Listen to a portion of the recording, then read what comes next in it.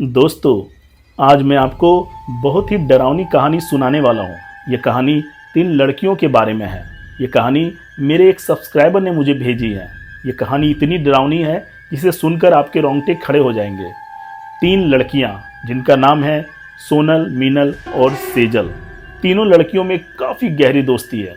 तीनों लड़कियाँ एक साथ घूमना फिरना, एक साथ रेस्टोरेंट में खाना खाना और एक साथ कहीं भी आउटिंग पर निकल जाना तीनों की आदत है। तीनों इतने बेस्ट फ्रेंड हैं कि हमेशा ज़्यादातर समय साथ ही गुजारते हैं। काफ़ी ओपन माइंडेड गर्ल्स हैं और घर से भी उनको काफ़ी फ्रीडम मिला हुआ है। एक बार तीनों प्लान बनाते हैं कि क्यों ना किसी बर्फीले जगह पे जाया जाए। तीनों दिल्ली के रहने वाले हैं। वो लोग दिल्ली से शिमला जाने का प्लान करते हैं क्योंकि शिमला काफ़ी बर्फीला जगह है। वो तीनों सोचते हैं क्यों ना बर्फ़ में जाकर कैंपिंग की जाए। इसलिए वो तीनों नेक्स्ट डे मॉर्निंग में सारा अपना कैंपिंग का इक्विपमेंट्स लेकर गाड़ी से निकल जाते हैं। तीनों को ड्राइविंग भी काफ़ी अच्छी आती थी, इसलिए वो अपना पर्सनल कार यूज़ करते हैं सफ़र के लिए। चलते चलते शाम हो जाती है। शाम में वो शिमला पहुंच जाते हैं क्योंकि शिमला पहुंचते पहुंचते थोड़ा अंधेरा होना शुरू हो चुका था। फिर वो डिसाइड करते हैं कि कोई अच्छा सा जगह देखकर अपना टेंट लगाकर वहीं पे रात गुजारेंगे। तो वो जगह की तलाश में यहाँ वहाँ घूमने लगते हैं। उसके बाद उनको एक सुनसान जगह दिखता है जहाँ पे एक टनल भी बना रहता है। वो सोचते हैं कि रात में अगर ठंड बढ़ेगी तो हम लोग टनल के अंदर चले जाएंगे। इसलिए टनल के सामने ही वो अपना कैंपिंग का सामान निकालते हैं और टेंट बनाना शुरू करते हैं। कुछ ही देर में उनका टेंट बनकर तैयार हो जाता है। क्योंकि वो काफ़ी दूर से आ रहे थे, इसलिए वो अपने साथ गैस स्टोव जिसमें वो मैगी बना सकते थे और खाने की और भी बहुत सारी चीज़ लेकर आए थे। वो वहाँ पे गैस को ऑन करते हैं और मैगी बनाते हैं। मैगी बनाकर तीनों खाते हैं और अपने साथ जो स्नैक्स लेके आए थे वो भी इंजॉय करते हैं। वो लोग डिसाइड करते हैं कि आज की रात टेंट में गुजारते हैं और सुबह में इन पहाड़ों पे ट्रैकिंग करेंगे। इसलिए तीनों खा पी कर सोने चले जाते हैं। उसके बाद तीनों को गहरी नींद आ जाती है।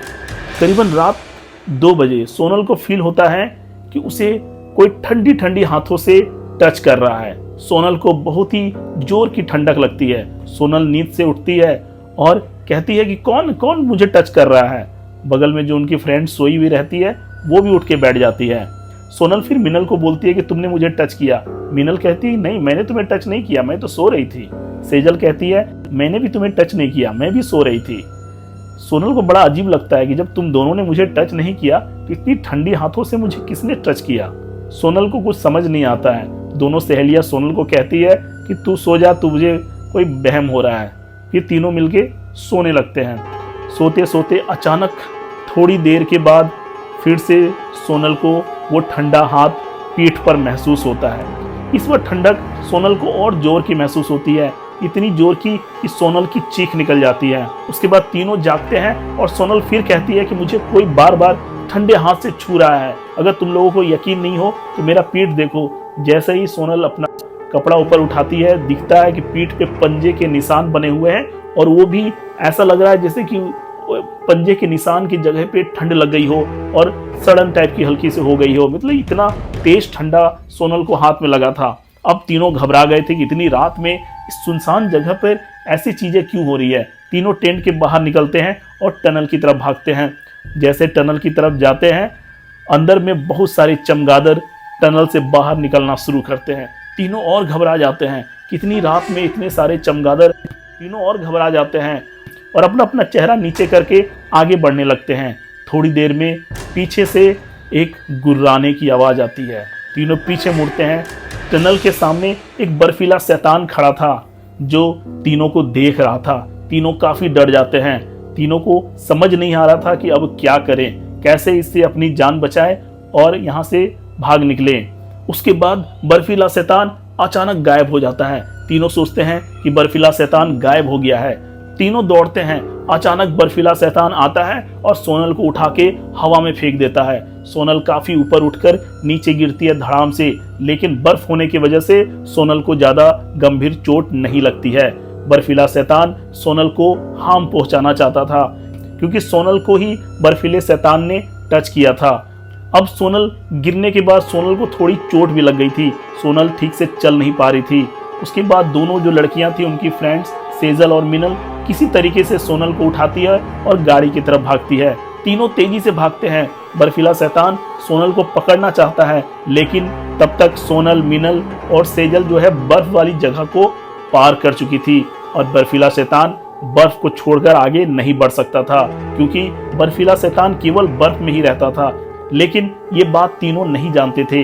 वो दौड़कर गाड़ी के पास जाते हैं और तेजी से अपनी गाड़ी को ऑन करते हैं और वहां से भाग जाते हैं। उसमें से एक जो मिनल थी उसको रास्ते का थोड़ा पता था, रात में भी वो रास्ता समझ जाती थी।